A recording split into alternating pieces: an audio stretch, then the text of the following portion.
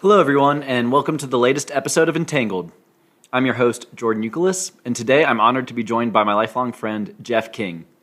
In this episode, we discuss ideas of inspiration, persistence, and habit.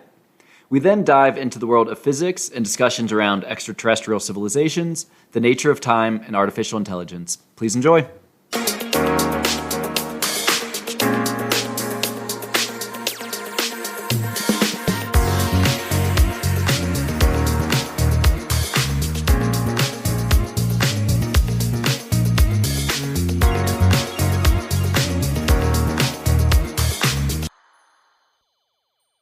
Good afternoon, everybody, and welcome to another episode of Entangled. I'm your host, Jordan Euclid, and tonight I've got my great friend, Jeff King, with me. Jeff, how are you doing tonight? I'm good, buddy. It's good to be here. I appreciate it. Also, I got to say, I love the name Entangled. When I listened to the first couple, so I don't know how you came up with that, but that's fantastic. Thanks, man. We get into it a bit on another episode, so you'll get to hear a little bit more about the genesis of that. I appreciate that. Okay. Yeah, definitely. How are you doing? Doing great, man. Doing great. So why don't we kick things off with you just telling the podcast audience a little bit about yourself? All right. Yeah, absolutely. So right now, the biggest thing is, I guess, for me, about me, I'm married, a wonderful wife, Kayla, got married this past year in February. And, you and I have been lifelong friends for, really as long as I can remember, going through just so many different things. And right now, I'm an athletic administrator, assistant athletic director, then also a coach on as well. I've been a personal trainer. I've been a salesman, and just got a new dog. We were just talking about it before we started, so very excited about that. But in a nutshell, I guess that's really me. And I think I identify a lot more where I love my job right now. I was a sales rep and everything like that, but I've really tried to kind of continue on passions of my own. And something that defines who I am a lot would be that coaching, that training aspect, and just kind of trying to put a positive outlook to people and maybe inspire some along the way. Damn, that's a great introduction. as you're going through that, I'm like, oh man, I could take this 18 different ways. It's so good. Let's talk about inspiration. What is it that is important to you to have inspiration in your profession? For me, I think it's kind of it's what drives success. Now, success could mean a whole lot of different things for so many different people, but it's if I can touch a lot of different lives in positive ways, that's really what kind of inspires me. When I see, let's take coaching for example, when I go as simple as teaching a kid how to do a squat the correct way, and then I see them how to they do a squat the correct way. And even if they started at literally ground zero and it was like, oh God, like I can't even, it's tough to watch you do it, Oh, I've been there myself. So I get it. Yeah. But then you see them go through it and you see what happens. And then, the changes that they have, but also a huge thing for me that it's inspirational for me right now. I have a group of students that I'm training that are coming from all different diversity backgrounds, walks of life. And I'm sure that in the school, they probably all don't necessarily hang out with each other, sit with each other at lunch, but when they all come together in the weight room and we're going through tough situations, because I put them through some pretty tough situations, that's inspiring to me. And that drives me to kind of keep pushing that. I've always had an idea of like, to kind of combat like bullying a little bit would be that type of together, like building versus bodybuilding for bullying or something. Self-confidence. Exactly. That type of stuff. Professionally, that type of stuff drives inspiration for me big time. Yeah That's interesting. Have you found any good tactics for inspiring your students? A lot of times I like to build upon stories of myself or close or their colleagues, old teammates, family members, but then also just different things that I read or different podcasts that I listen to. But I also do think that when it comes down to, inspiration, motivation, it's got to be intrinsic at the end of the day, because you have to be able to inspire and motivate yourself. So you can listen to everything else that in all these awesome motivational speeches, which I do in motivational quotes, and I think they're fantastic, and I think they're great to share. But then at the end of the day, I hope that, I always like the message to be, I want it to be turned back on you. How do you take that to then drive yourself, not just listening to that quote? You know what I mean? Because if all you're doing is turning on a video and listening to it, great. But if you're not actually taking it and thinking about it and going through it as, well, where am I going to take this? Then is it really motivating you, or is it really inspiring you? So I hope to pass along that message to where they can be motivated. I'm not going to be with them all the time. I can't go on the playing field and play the game for them. I can give them some good things to think about, and then hopefully that message in turns help them visualize and get on and then increase their performance. Yep.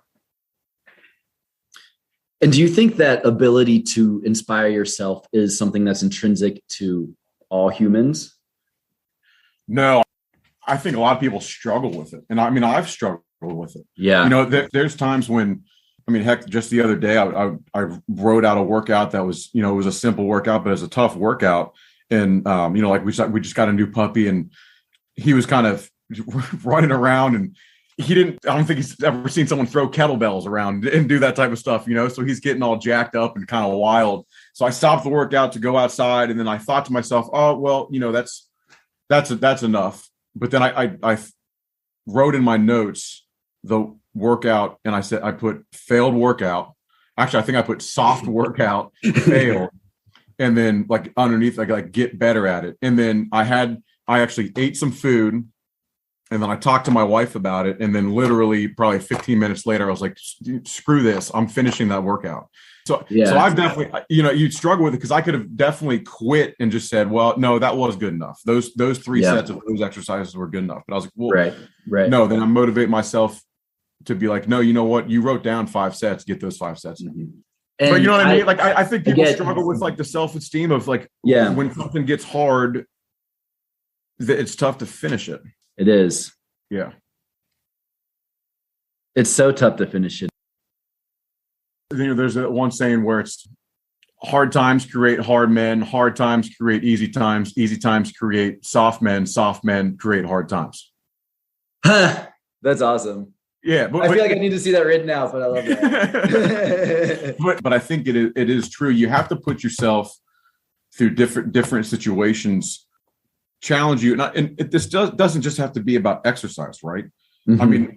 If your goal was to write in a journal for 15 minutes every single day, and then one morning you wake up and you're just like, hey, I'm a little bit tired today, and what have you? Hey, I forgot I was out of coffee, whatever it is. I was out of coffee, and you didn't have that like disconnect of when you stop right there. A lot of people think that, oh, okay, well, that's all right. Where if you would have just take that 15 minutes and write those couple pages, you know what I mean, and get through what you thought was tough with it. I think a lot of people would find that if they struggle intrinsically with motivation, inspiration, and self-esteem, just completing those small tasks, it helps. Start small, crawl before you walk.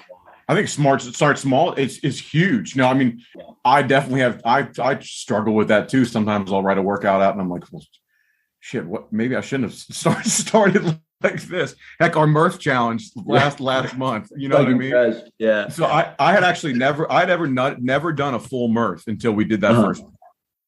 We got through the month, and it was just like that was something where it kind of pushed me forward, and then to where I want to keep doing challenges. But then, here we are, it's November, 18th or whatever it is now. And I wanted to have a challenge for the month of November. And I've thought about this, and I'm struggling with it now. It's like, well, I need to be better at motivating myself now, where I've missed 18 days now. So am I going to do the last week of November challenge or something like that? Mm-hmm. I've had good workouts, don't get me wrong, but my goal was to do another challenge. So I need to get back to the drawing board and motivate myself and inspire myself to get that done. Totally. Yeah. And that can be what's challenging, I think, too, for a lot of people, like in terms of keeping up with habits and all of that. If you feel like you're taking a step back because you just did some great accomplishment and you said, all right, now I'm going to take it easy for a little bit. Right. And then, obviously you break good habits and start bad habits, et cetera, et cetera. But I don't think it's right to ever think about it as like a step backwards. It's all just kind of this ebb and flow and evolution up and to the right. Yeah, I mean, I agree with that. I think it's all just kind of a couple steps getting up towards a couple more steps getting to where you want it to be. When I was jogging, and I can't remember where I heard this. It might have been a Goggins quote. I started distance running back in the summer because I suck at distance running. And I hated it. And all of a sudden, I was sitting on the couch one day and I said, "Hey, Kayla, like, let's go for a jog." And she was like, "What in the hell? You want to go for a jog?" Like, I never say, I was really surprised when you told me you'd started running. Yeah. I was like, "Yeah, let's go do it." We ended up running a 5K that day. Now, it was a slow 5K, but we ran a 5K, and she's ran 2 marathons. I can't even imagine running 2 marathons. But then whenever we would go running, we run together a lot. And whenever there's a hill, she always crushes the hill. Like, she turns on another notch and she goes up that hill. And I started thinking to myself, in life, find your hill. Like, if you find your hill and get to the top of it, because at some point in time when you're sprinting up that hill, it's going to look like it's insurmountable. But then 2 seconds later, like if you look at it on a run, you're another 10 or 15 yards, 20 yards up that hill, then it gets closer and closer and closer. Uh-huh. So find your hill is something where it's like, I think that's kind of something that I've started to think about, where it's like, what can I do to get over it again? Yeah. Yeah. Find your hill. Find your hill. That's beautiful. I appreciate it. Yeah. Yeah. You mentioned Goggins. Who is Goggins? So David Goggins is a guy, he's an author now, motivational speaker, all this. I mean, if you look at his Instagram, it's unbelievable. But he was at one point in time, 300-pound guy who, and if you read his book, Can't Hurt Me, it's unbelievable. He was an exterminator, like killing roaches, drank a milkshake every single day, and hated his life and kind of didn't really have a purpose, he felt. Well, he ended up being the only guy who's gone through Air Force tactical air control training, Army Ranger training, and he was a Navy SEAL. So, shed all this weight, and now he does ultra marathons and just all of this stuff. Hell, he went and fought fires. He was an aerial firefighter, like jumped out of planes to fight fires in like mountains and stuff like that. Mm-hmm. And this is a guy he's probably a millionaire now. I'm sure he is, all the books and stuff that he sold, but he decided to go and do that. And he's someone where if you're looking for motivation, I think is a great place to start. But then, as we talked about earlier, okay, but then take that to your life. He had a great quote where it was in SEAL training, where he would always try to get his boat crew to take the soul away from the instructors by dominating the workouts, no matter how tough they made it. Like, they would sing songs together and be like, "No, screw this. We're going to get through it. I'm going to take this soul. I'm going to take this workout soul." You know what I mean? That's awesome. Yeah. And that's another thing where it's like, where I thought of like, find your hill, take this hill's soul, and when I train, like a big thing, like for the football players that I trained this past season, I would always say, take the soul of the team that you're playing on Friday night away from them. On that night, whatever play it is, whatever assignment it is, and then in your preparation, take the soul away from the preparation of where you don't want to sit down and watch a little bit extra film. Well, trust me, I've been there. Take the soul out of that idea and get it done. What does soul mean to you? Man, that's a good question. I think for me, I guess at the baseline, it's really, I think it's who you are. What are your ideas? What are your values? But then it's also, how do you act on those values? What is your conscience saying to you? I think you put up a quote the other day, Martin Luther King. Time is always right to do what is right. And I think Mark Twain has another one where it's you're never wrong to do the right thing. Something like that. And what in your conscious, like what in your soul is telling you that's the right thing to do, whatever it is. I think that's a lot of it, but it's spiritually on what are your beliefs on things and where's your faith? What do you look towards? That type of stuff. Soul, it's funny. I've never been asked to define that word, but that's a hard word to define. It is. What about you? What do you think? Oh, man. I think it's almost like a higher power, right? Like where we live, or like our higher selves in a sense. Yes. where like we live our day to day in our body and our ego and our mind, but not our soul necessarily. Unless you're in kind of one of those states where you're doing what you feel is your purpose, where you're being creative, right? Then you're connected to your soul. Right. And then that soul is more of like your essence that is eternal, is there before and after this biological life. And yeah.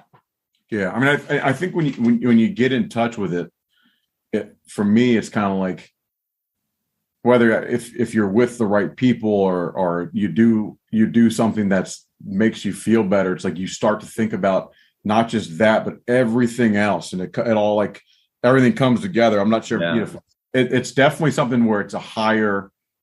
I'm looking down. You look down at yourself from the third person view, right? Yeah. You know what I mean? Like, and that's kind of controlling you and your consciousness. Mm-hmm. Mm-hmm. Do you know who Ram Dass is? I'll be honest, I'm not sure if I do. Yeah. So quick summary of his life. He's really one of the most fascinating guys ever, but he psychology professor at Harvard. Timothy Leary goes there in the 60s. Okay. The two of them start doing all kinds of psilocybin and LSD experiments. Yep. They get kicked out of Harvard because Richard Alpert, who becomes Ram Dass, Richard Alpert gave an undergraduate student psilocybin and they weren't supposed to. They're only supposed to give it to graduate students. So, and like at this time, kind of the 60s were kicking up and like people were saying, oh my God, these drugs are crazy, blah, blah, blah. Right. Anyway, so they get kicked out of Harvard. They go to this like upstate mansion in New York, start doing continue their experiments, but just not anymore sanctioned by like an academic institution. Things just get crazy with Timothy Leary. Ram Dass decides like, hey, I'm not actually finding the spiritual connection that I first got from these psychedelics anymore, right? Like I need some way to try and integrate what's actually happening. And he had been introduced to some like old Eastern spirituality books, like the Bhagavad Gita, the Tibetan Book of the Dead. And he's like reading these. I think these religions understood the experiences that I'm having on psychedelics and can help me, interpret it better. So anyway, he decides to go to India, trains under a really enlightened guru named Neem Karoli Baba, very spiritual being. And then Ram Dass comes back to the United States and basically starts the entire Eastern spirituality movement in North America. So anyway, the reason I bring him up is he had like a way of explaining it that really resonated with me, was that within us, there's three eyes, right? That we have the eye of the body, of the ego, of the mind that we live in our day to day. That's, worried about taxes and, all the things. Yeah. And then you have that number two eye, which is your soul, which is that higher being that is your real essence, that, exists eternally. And then you have this eye number three, which is source, creator, whatever label you want to put on it. But through that one, we are all connected. And that is what holds everything together. Wow. Makes sense. Like I find it hard to believe that we're not all connected at a different way than what we actually comprehend. I just do. I think it's tough to when you look at all the different languages of the world and everything and all the different ways of doing things. It's like it's tough for me to think that there isn't something else higher, either out there, and I don't want to say controlling it, but also to give the freedom to think about it. But we all came from something, whether it's stardust or what. We all came from something. And we're all connected in some way.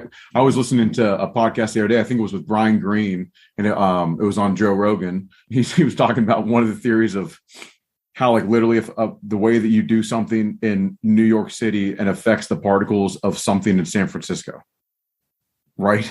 But so that is entanglement. Okay, so there you go. Yeah, all right, that's exactly. Awesome. Yeah, there you go. Yeah. And Brian Greene's like this incredibly brilliant guy, right? Like I don't know who Brian Greene is. Okay, so he's a physicist. Okay, and like they're talking about it, and it's like, well, how do you explain that? And he says, like, well, I don't know. I don't know how to explain it, but it's in the math. So that's like, interesting. Yeah, but but it's in the math. But I think I love that. that's what's so crazy about everything. You get into like spirituality and everything in the universe and all that type of stuff. There's another quote, and I can't remember who says it, where the universe is so crazy that the most powerful thing that's known to us, which is the human imagination, can't figure it out. Huh. Because if you think about it, the human imagination has literally figured out everything out. Everything that we have figured out is due to really, if you think about it, the human mind and the human imagination. But there's still so many different things that we can't figure out. Dude, the real world is so much crazier than any fantasy world that's ever been created. It's the craziest thing. It's crazy. It's the craziest thing. So I love that quote, and you think about it, and it's like, well, yeah, holy shit. There's so much stuff. And then does it come all the way down to being as simple as, okay, what we're talking about right now and me moving and sitting in this chair has some effect on, it does have some effect on a particle in Africa. It's in the math somewhere, apparently. It's crazy. Crazy. Yeah. When you think about it, space in general, looking up, this is so fun. This is why I love talking to you, because we go from literally a fitness challenge talking about a month and David Goggins to now we're sitting here talking about space and spirituality and physics and all that type of stuff. You know what I mean? Yeah. Which is incredible to think about. I think it's interesting that the most powerful thing is really the human imagination. And what's also crazy is how far we have come from different things to where technology now is literally indistinguishable from magic. But if we've been around for so long, if you look at the span of the first car to the Tesla now, it really hasn't been that long since that's been there. Or if you want to break it down even further, the first iPhone to what the newest iPhone is, it's ridiculous. Like 14 years. Yeah, something like that. So think about if there are other civilizations out there that we don't know about and they can visit us. If they're visiting us, then clearly they have been around for so much longer and tapped into something, and technologically, spiritually, all that we just don't have access to. I think a lot of us are trying, but I think a lot of people also refuse to believe it. Or maybe their imagination just isn't open enough. So Terence McKenna had a theory that imagination is intrinsically part of the universe, that we are co-creators with our universe. And so what we choose to do collectively with this life will determine the outcome of the earth and the cosmos and whatever is beyond. 100%. And we don't know what's beyond. You don't know what's beyond until you actually get there. Exactly. Until you actually get there. If you get there. But then you also think about okay, but beyond could mean a lot of different things to a lot of different people. Some people would say, well, I get to beyond by meditating. Yeah. You know what I mean? Totally. Yeah. So it's super interesting. So what do you think happens after you die? Man, that's a good question. I'm glad you asked me that question, because I was thinking about this right before we came on. I go back and forth a lot. I'm not a religious person. I was raised Catholic. I went through the confirmation, all that type of stuff. I've obviously been to church a lot. I'm an ordained minister, and I've done weddings where I have religion in them, if they want it or not, but it's somewhere I'm not. And I think because for me, like the afterlife, I want to 100% believe in something. Right. And I think if you do and you want it to be something better, then I think that can help drive you to be a better person, which are different principles of religion and that type of stuff that I can kind of get behind. But there's certain types where it's tough.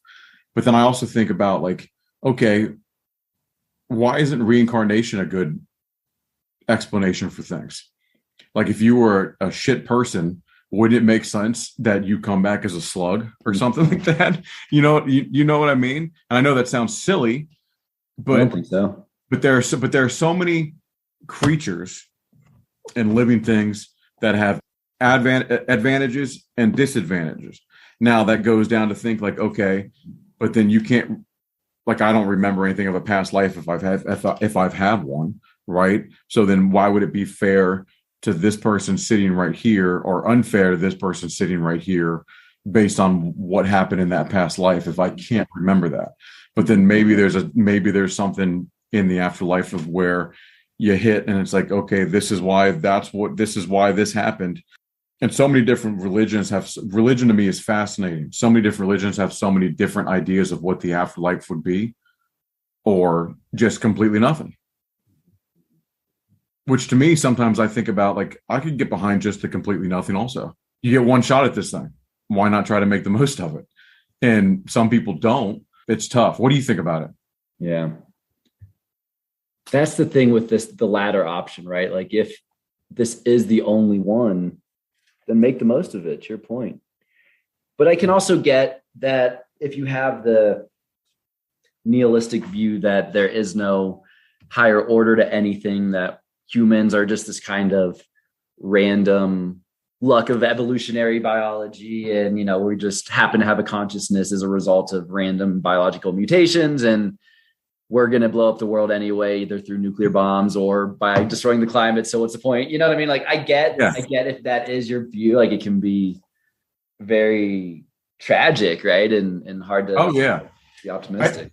The reason why I believe in something higher, whatever you want to call it, if it's your God, if it's your belief, like if it's whatever it is because of the simple fact that we're sitting down and having this conversation, meaning we're conscious enough to have this conversation and observe things and everything like that. And it obviously took a long time to get here to where we can sit here and have this conversation and human beings can have this conversation. But maybe that's all part of it, to where, there's different things out there. How self-centered could we be to think that this is the first go around? As you know what I mean, for humans to think about this, if the universe has been around for 13.8 billion years. Crazy. Billion years. Yeah. This is the first go around. So, and we don't even know. Look, maybe it's been a long longer than that. Maybe we're not even the only universe. So there's so much stuff to unpack there for me, to where it's like, yeah, we're sitting here having this conversation because we've been given this chance. And are we going to screw it up, or aren't we going to, or are we not going to screw it up? And are there different civilizations that are looking at us thinking they're going to screw it up? Let them be. You know what I mean? I don't know. Or, you know what? Yeah, maybe we are the planet where this happened. There's the one quote where we're either alone in this universe or we're not. Both are equally terrifying. And they are. Both are equally terrifying. And if we're alone, I sure hope we're not. I don't think that we are. But if we are being visited, it's by something out there that's much higher than we are. Because it has to be. Even if they're visiting with drones and stuff just to get here. We can't even put a human on Mars. Heck, we haven't been back to the moon since, in a few decades, or even longer than that. We're talking about getting someone back to the moon. So if something is visiting us, then obviously they got something out there that's better than we do. And how'd they get there? So how long have they been there? Or wherever they're at.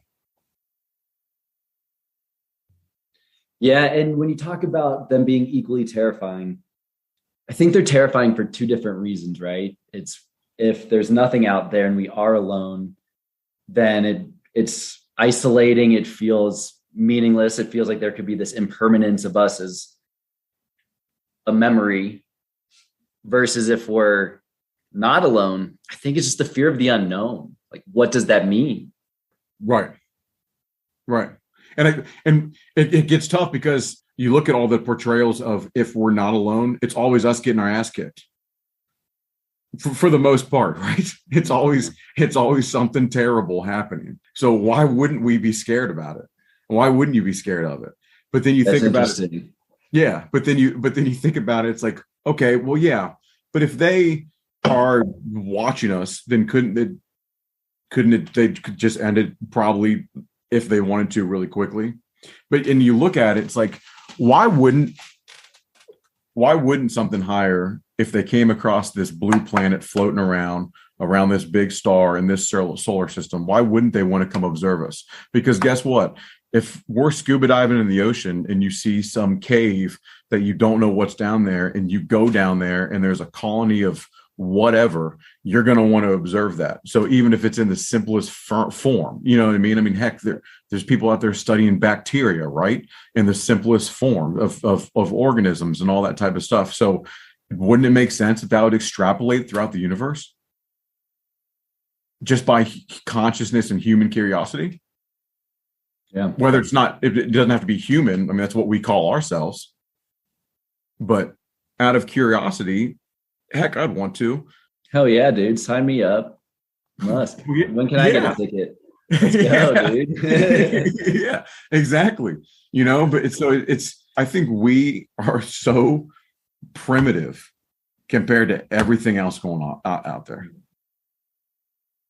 And it almost logically would have to be any other civilization that could travel to get to us is clearly more technologically advanced than we are. Obviously. Or they can tap into something different that we can't tap into. Sure. And don't get me wrong. This is what's so crazy. And I've always said this, dude, like the day that human beings actually make real, proven contact with extraterrestrial life, it'll be the biggest day in human history. And I'm not talking about filming or taking a picture or all that. I'm talking about legit. There it is. This being and us are meeting. Mm-hmm. It will be the biggest day in human history because think about all the stuff that goes out the window, but then all the stuff that comes in the window with it. Because it's a big switch of a whole lot of information that really we're not ready for. But I also don't think, piggybacking on that, what I meant to say is how crazy I think that will be. But then heck, in the mix of all this coronavirus stuff, which I don't want to talk about, but the Pentagon put out there was a story that the Pentagon agreed that there are UFOs out there, right? Unidentified flying out. I think they call them unidentified aerial phenomenon, UAPs now. And I don't think that all UAPs are extraterrestrial, because it would also make sense that militaries around the world and governments around the world certainly have technology that is out there, but they definitely don't want to share it with the public. But I find it hard to believe that there isn't something else out there.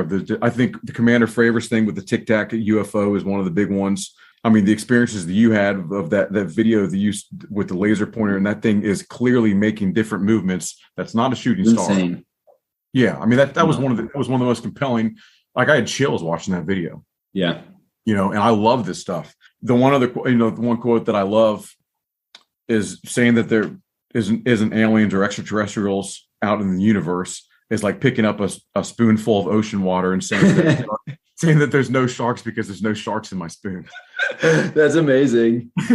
You know, I love that. Yeah, but it's true. If you look at it, if you look at the Milky Way galaxy, you can't even pick out where we are if you look at a picture of it. No. It's that big. And then there's supposed to be trillions of galaxies. Yeah. So we're the only ones. It's so hard to even conceptualize that vast of space. But see, that's the point. It's impossible. That goes back to what we were talking about. It's literally impossible for the most powerful thing, the human imagination, to conceptualize. I don't understand physics. That's one thing that I wish I would have studied a lot more or thought of something, because I find it so interesting now. But like, those are the brightest minds on Earth, and they can't figure it out. There might be some groups that have figured it out, and they're doing things that they just don't think that the general population is ready for. And I think that's a possibility. I totally think that's a possibility. And I wonder, let's talk about just the scope of the military industrial complex. Okay. In the sense of, certainly they have secret programs that we don't know about, and they're developing technologies that we don't know about. The question I have, right, we make the comment of, you know, they don't want us to know about. What's scary is who decides what is right for the American people to know and not to know. That is scary. And what's scary is the fact that we actually don't know that person. You would think it'd be the president of the United States, right? But I mean, I think history has shown in different things that there are groups that do things without the president knowing about it. And so, okay, who is that person? And where are they? And even if it was the president, right? And not to make this a political thing, people have strong opinions about like Biden and Trump. Right. Either of them, do you want them to be the ultimate decision maker of what you can know about? If you look back the past 5.5 years, probably not. You know what I mean? Right. But maybe I'm wrong. I don't know. Like that's what's crazy to think about is who controls that. But then also it's like, okay, who controls like what our enemies see also to make it easier on our troops? If there is something out there that is flying around or some technology that can save lives, wherever it is, when is the point of, okay, that being shown or that being displayed? You go back to, I guess we got to one of those points in World War II when we dropped the atom bomb. Now, it saved a lot of American lives. Obviously, it didn't save a lot of Japanese lives. But then you flip that, and then you think, okay, what if it was on the opposite spectrum, and what if they were the ones that discovered it? So where was that line of the group of people who decided, okay, now it is okay for everyone to know we have this technology? Right. Well, and wasn't Germany developing something also pretty crazy? Obviously, the Japanese government, I'm sure, was developing something crazy too. You know what I mean? Just like I'm sure they all are right now. Just like we are all, we are right now, 100%. If that is what's really interesting, is to think about where is that line and who gets to decide that? Because do we really know? I think face value, you're probably thinking, okay, it's the commander in chief. Yeah. But it's definitely scary to think about. So then if you go back to UAPs, UFOs, whatever you want to call them, what are there's thousands of videos out there. Which ones are the real ones? Which ones are the wrong ones? And which ones are the ones that, hey, we can actually show this or we can't show this? Because I think you're crazy to think about if there's different things out there that we haven't seen all of them. I understand the controversy of going to the moon, but I also believe that we've probably been to the moon more times than what we think we have. Because why wouldn't we? Why wouldn't there be secret missions to the moon? Hell, we may have been to Mars. I don't necessarily think I believe that we have, but at the end of the day, when you look at, people talk about there's probably some, there's like theories of military bases already on the moon, and people think you're crazy when you talk about that. Well, guess what? There are military bases even in America that you don't know about. So is it that crazy? I don't know.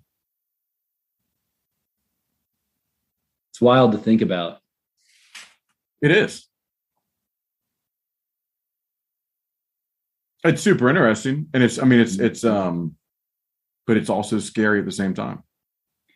Well, and what's also wild about it is you have to think that it inherently must be something big that they're keeping from people. Otherwise, what's the point? Yeah, exactly. If it was like, oh, these are the little aliens coming by and they're saying, hey, and they, I don't know. That's it. Yeah, we're good. Yeah. So it's kind of like there's got to be something that's being kept. And maybe at this point in time, we should be thankful that they are keeping it because we don't know what chaos is going to happen afterwards. I don't know, man. I've heard that excuse before. Certainly is possible, but at the same time, I never think that like suppression of knowledge is the right path. So I agree with you 100%. Like I'm just kind of playing devil's advocate. Yeah. But it's also something where it's like, we don't know for sure what it is that they're going to share with you, but let me tell you something right now. If I became president, the first question I'm asking is, all right, where are the aliens and how long have they been here? It's something that I'd want to know. And I think it goes down to also going back to like the Hollywood portrayal of them if they are so powerful, obviously they could just destroy. I mean, I'm sure there's islands where we could send in a small militia group and we would take over in literally 5 minutes. I mean, how when America invaded Grenada, it was like that situation. Okay. So obviously like if they're visiting us, they could probably do it. Okay. So let's say that why aren't they? Well, there's those stories of different sightings above nuclear sites and tampering with all that type of stuff. So then I like to think about the hopefulness of, well, maybe they're sitting back and they're thinking there is potential here, which gives me hope. And there's different intervention that they can do that intervenes without us really actually realizing they are intervening. Yeah, wow. Because they know we're not actually ready for the true intervention of what's going to happen. Well, and they talk about that exact example at like some nuclear site in the Phenomenon and in exactly of the Fifth Kind. Exactly, with Stephen Greer. Yeah. Which, to your point, and what gets really wild is if you think about technology and artificial intelligence, right? And everyone's very, I feel like, afraid of artificial intelligence. Has this idea that it's going to, take over and we'll be the robot slaves or whatever, right? Right. But I also think that's coming from a frankly, kind of like nihilistic view of the universe, right? Yeah. Because if the universe is good fundamentally, then shouldn't artificial intelligence naturally become good? Yeah, I mean, so you would think about that if you always think about artificial intelligence learning different things throughout, right? So then hopefully you would think that they learned the good, but then also I think there's probably certain times where who is driving the artificial intelligence and getting them to start learning the things off the bat. I don't want them to learn the positive things. Interesting. But I guess what I'm thinking more so is if that's possible, that artificial intelligence is just becoming better. And also you think about time and the fact that they don't necessarily go linearly in time like we do. Right.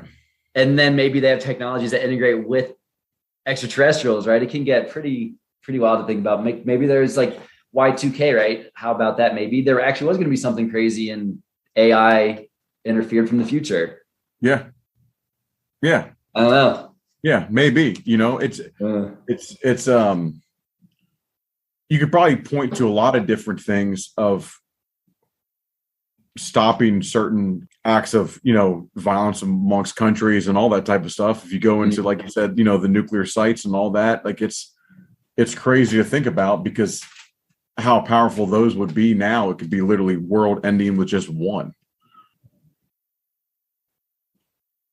And because we are so primitive, you would also have to think there's probably different scales of, if there are different civilizations, how long it takes for certain ones to get to where we are. To get beyond where we are. And a lot of that comes with just luck. Like, think about all the people who are here because of certain actions or certain situations that their parents and their parents and their parents were put through to actually then end up having them. The graveyard's the richest place on the planet. If you think about it, it's the truth. But thankfully for, the Teslas of the world and, the Einsteins, going back to the atomic bomb, what if Oppenheimer and, the Manhattan Project and all of those scientists that we got from Germany didn't come to America to create it? What if they would have stayed in Germany? Mm-hmm. Well, maybe it would have set us back further. So you think about different civilizations have probably gotten to where we are faster, and some others have probably taken longer to get to where we are. Yep. And to your point about like the length of time of the universe, right? I think the Earth is like 4.6 billion. So call it like a third of the universe. So naturally there's ones way older than us. Way older. Because the difference between 1 billion and 1 million is ridiculous. Yeah. Like it's so much different. It's not even funny. In trillions of universes. I mean, not universes, galaxies. Galaxies. Okay. Maybe universes too. Yeah, maybe. But there's also the theories of parallel universes where there's an infinite numbers of Jeff and Jordans having this conversation. Yeah, right. So wrap your head around that one. It's like that scene in the third Matrix, or maybe it's the second one with the architect. You know what I mean? When you get those screens. Yes. Which they're making another Matrix, by the way. I can't wait. Yeah, I can't wait either. I can't wait either. Fuck, what were we just talking about before that? Time, the universe, different theories. Yeah. The other thing that's crazy to think about is other intelligent civilizations didn't evolve from primates necessarily. So their whole just being, right, or just culture, like, I don't know, it just could be so different that's hard to wrap your heads around too. 100%. Who's to say, and this is going to sound really crazy, but who's to say that the actual most intelligent beings aren't the ones who never came on land? You're saying on Earth or just on Earth? Okay. Who's to, like? There's the one theory that octopuses or whatever are actually aliens because their DNA has been found on like asteroids. That's crazy. So think about, okay, what if there's a reason why they choose to not come on land? Yeah. Like, what if dolphins are actually the smartest damn thing on the planet and they don't see the evolutionary need to become land creatures? Now, obviously, okay, we're way into the weeds there, and that's crazy to think about. But at some point in time, every single theory of something was thought of as, well, that's the craziest damn idea I've ever heard. Totally. And I'm sure, and a lot of those lead to different discoveries and different things of where we are today. Only the ones crazy enough to think they can change the world are the ones who actually do. There you go. And it gets back to that idea of us being co-creators with the universe, right? That our imaginations, I mean, think about it. Like, think about the iPhone, how, and just that app, that company, right? How influential that is in people's lives. That was built by one man. Yes. Yeah. And then now it's a bunch of different people. And a company, of course. And I'm not saying take anything away from everything that was there. But at the end of the day, vision has to start with one person. One guy. Yeah. And so it has to start with that. And then, like, how crazy, I'm sure at some point in time, they were probably thinking like, yeah, no, we need to make this device smaller and make it be able to, where if you just look at it, it opens up, and people are like, do what? Like that, you're talking about magic. You're literally talking about magic. But no, you're not. But but today's technology is indistinguishable from magic. You take a hair dryer back 1,000 years, I'm sorry, and you could have ruled the world because you can plug it in and it blows air. You know what I mean? And that gets back to, you made a comment earlier about, basically it sparked the idea of like, not only what technologies are there available to us here on the earth that we just don't even know how to use? I mean, I think there's legitimately goes all the way down to, there's things that your phone probably does that you have no idea. Hell, I just realized that I can turn my car on with an app on my phone like 2 months ago. Uh-huh. Okay. And I know that's like a small thing, but I'm sure that there's different, like, that we're not using that's available, probably that with regards to travel, with regards to farming, there's probably different things that are available. They just need the right person to kick it in gear and to actually enact it. There's different people that are trying to clean up the oceans with better technology, or actually, I'm sorry, but plastic is not the best technology for grocery bags. Dude, you can use recyclable hemp for about the same price. At scale, you get it down. It's all reusable, all degradable. You know that the Ford originally used hemp in his bumpers or in his cars. It's ridiculous. What are we doing? Well, a lot of things, the way that different, industries and money drives a lot of things. That's a conversation for another day. But yeah, I mean, I'm sure there's a lot of different technologies out there where it's like, why aren't we using this to do this? And I think plastic is a big one where it was, you use it because it was so convenient at the beginning, and everything seemed, oh my God, this is incredible. But now look what's happening.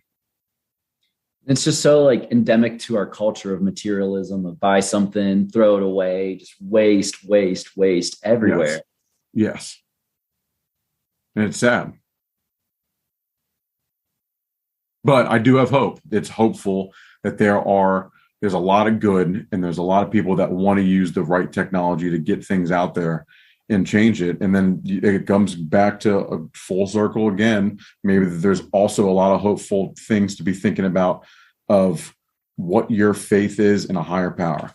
And that can be anything that you actually, whether you look to it in a book, or you look to it in meditation, or you look to it in conversations like these, and kind of opening your mind to listen and find what it is. But whatever drives it, I do have hope that the good out there is going to be something that kind of turns things around a little bit, because I'm sure that this isn't there's a doom and gloom amongst a lot of people in the world right now, I think, but this isn't the only time that that's happened. It's probably not going to be the last time. So I think that there's a lot of hopeful things. It goes back to, okay, hard times create hard men create easy times create soft men create hard times. Mm-hmm. And we're probably on a little bit of a scale on that timeline where maybe there's a little bit of a hard time for a lot of people. So talking a lot about hope, you have a really great perspective as an athletic director in the next generation. So I'm curious, what makes you hopeful about them? Hopeful. I mean, a lot of them, I think the intelligence, the eagerness to learn, the curiosity. Right now, the availability of information and places to learn and different ways to learn is better than it ever has been. And I think the curiosity that you see of people who, and the young kids and the young athletes that are finding those ways to do it. I think a lot of times there's different things that come with that it bites them too. But I think you can be hopeful that at the end of the day, they are seeing that there are better ways of using what we have available to us than what's been done in the past. And there's kind of a wave of a new generation of seeing of using the information out there. I think there's going to be a lot of changes you're going to see when it comes to education, colleges, universities in the future. And I think for the good of different ways of learning and teaching, different hands-on stuff, that thankfully, because of technology that we have now, we have a good idea to be hopeful, or a good reason to be hopeful for. But I would say curiosity is a big one for me of why I'm hopeful is the younger generation's curiosity in improving things. That's awesome. Do you think they feel empowered, that they have the ability to change things? I think some of them do. I think some of them need to be pushed a little bit to realize that they do, that they have the ability to change things. You hope that now, especially, there's a lot of different ways for them to get involved. There's more programs than ever. There's more diversity than ever, too. It might not feel like it in times, but just by human evolution, there's more diversity than there ever has. There ever has been. And you hope that you continue to build on that and learn from each other and keep an open mind. Stay curious. You hope that they stay curious. And thankfully now, curiosity is at such a high level because of all the access of everything that we have. You can pull up a YouTube video now and fix your car with something that's wrong with it. You know what I mean? Something like that. And we started to have that in our generation, but the generation before us certainly didn't have that. So there's just some of them feel empowered that they have the ability to change the world. I think some for better or for worse, to be honest. But for the most part, a lot of them, the really curious ones and the ones that are eager to learn and change things for the better, feel empowered for the right reasons. And it almost gets back to that discussion from earlier about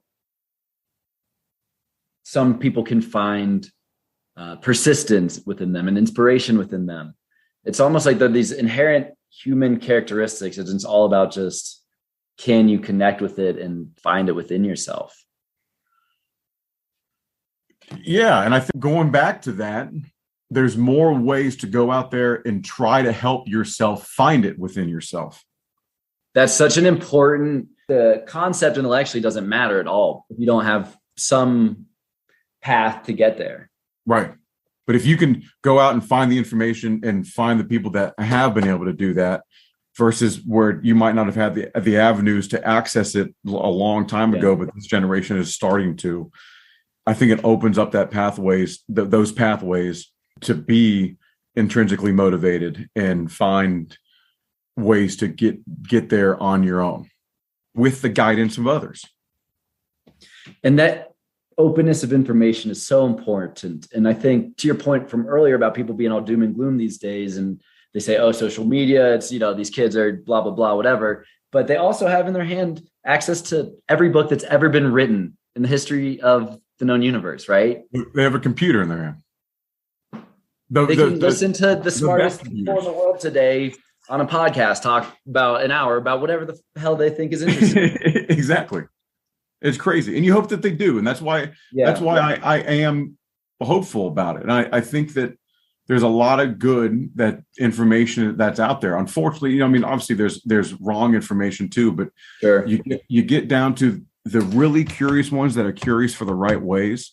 We'll look at both. We'll look at and dig into the both sides of different, or the five sides of every single argument, and create the correct path. How did you create your correct path? I don't know if I have yet. I think I'm still trying to, and I think a lot of things have helped. Family's helped for me. Getting back home when I lived in Wisconsin, getting back, marrying the right person has really helped me on a path of being healthier, a path of better connection with loved ones and family and friends. You know what I mean? Like my close friends, I think all helped me on the path. I don't know if actually getting to the end of the path is the actual goal, but it's continuing on the right one. Are you actually going to get to the end of it? I don't know. But if you keep on down the right one, I think that's what you want to do. But I think that there's a lot of different things that lead you astray from there and bring you back.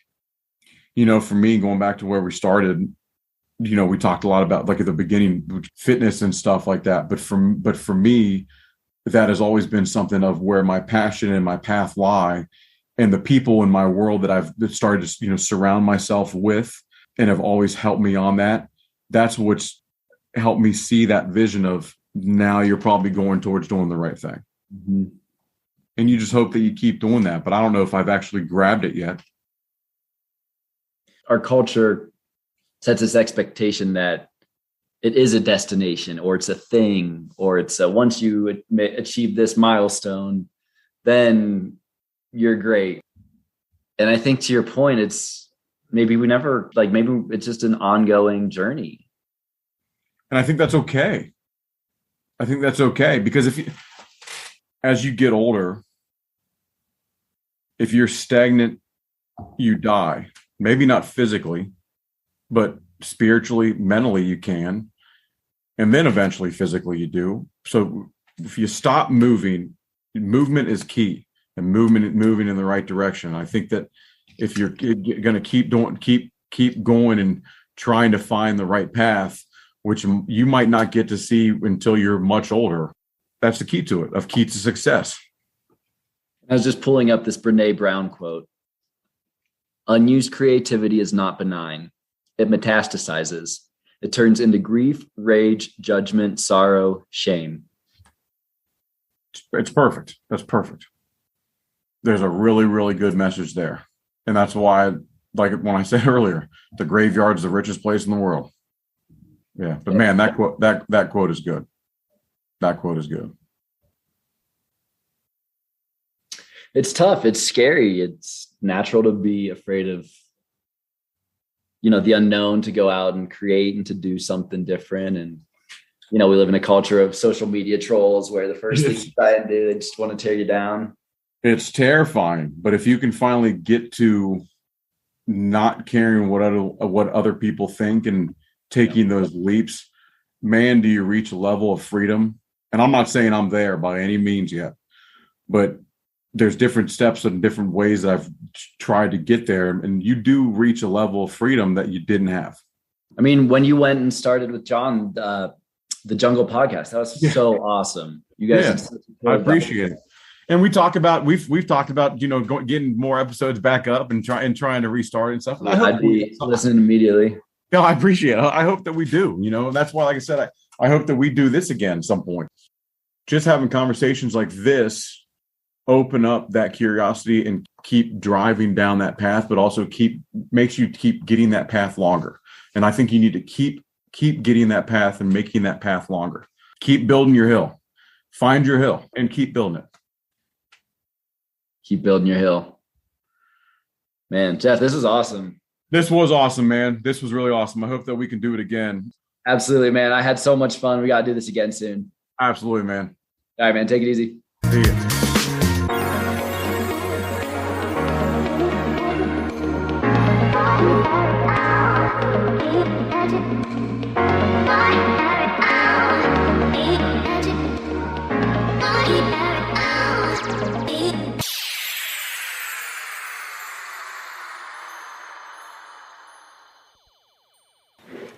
Thank you all for listening to today's episode. I hope you enjoyed the discussion. I wanted to dive further into this idea of artificial intelligence and the idea that intelligence itself could inherently be love. Now, it makes sense that we'd fear the development of AI today, as huge sums of money go into weapons development and defense spending. This naturally makes us concerned that AI will be developed for predominantly destructive purposes. However, I'm optimistic that the current global paradigm of quote-unquote defense spending is a blip in the history of humanity's evolution. That we're currently developing 21st century technology with brains and cultures dominated by our monkey brains. But that this is changing rapidly, and the collective consciousness of Homo sapiens as a species will soon catch up to our current level of technological development. The idea of intelligence being the path to freedom is not new. The Gnostic Christians were an early sect of Christianity that emphasized personal spiritual knowledge, or gnosis, above the orthodox teachings, traditions, and authority of traditional religious institutions. Gnosticism flourished in the 1st and 2nd centuries AD until Orthodox Christian sects, including the Roman Catholic Church, began to violently suppress Gnostic ideas as heresy. Now, I know that any discussion of the Catholic Church inherently carries a lot of charge with it, and like anything important, has a lot of nuance. Catholicism as a spiritual practice has done incredible good for people all across the world, including Jeff and his family and my mom and her family. However, we also need to conduct an honest review of the actions of the Church over the past 2 millennia and how those actions have impacted the current worldview of organized religion and spirituality. One patristic Gnostic idea that I wanted to highlight is their interpretation of the story of the Garden of Eden. The traditional interpretation states that God, or Yahweh, placed Adam and Eve in the Garden of Eden, instructing the couple to not eat the fruit of the tree of knowledge. A serpent deceived Eve into eating an apple. She convinced Adam to take a bite as well. God was angry for the couple for disobeying him, and so they were banished. However, according to the Gnostics, the Garden of Eden actually represents the pre-existent Spirit of God before time and space, which is everywhere and whose circumference is nowhere. Yahweh in this story is not the creator of the universe, but rather an impostor who made the physical world, who is jealous and vengeful. The serpent, in fact, represents the divinity of man, and in encouraging Eve to eat from the tree of knowledge, he is encouraging humanity to reconnect with the divine spark within us. The reason I bring up the Gnostic view of the tree of knowledge is to contemplate this idea. What if the true nature of knowledge is inherently love? What if knowledge is divinity? What if knowledge is freedom? The Nag Hammadi texts of the Gnostics were discovered in 1945, bringing a resurgence of Gnosticism to the modern world. This happened 1 year before the discovery of the Dead Sea Scrolls near Israel's West Bank, and 2 years before whatever the fuck happened at Roswell happened. These all occurred shortly after the end of World War II and the detonation of the first 3 atomic bombs in Los Alamos, Hiroshima, and Nagasaki. And maybe the timing of these events is purely coincidental, or maybe they're a sign from some form of higher intelligence that it is time we re-examine our priorities as a species and get off this bullet train towards geopolitical conflict and climate disaster.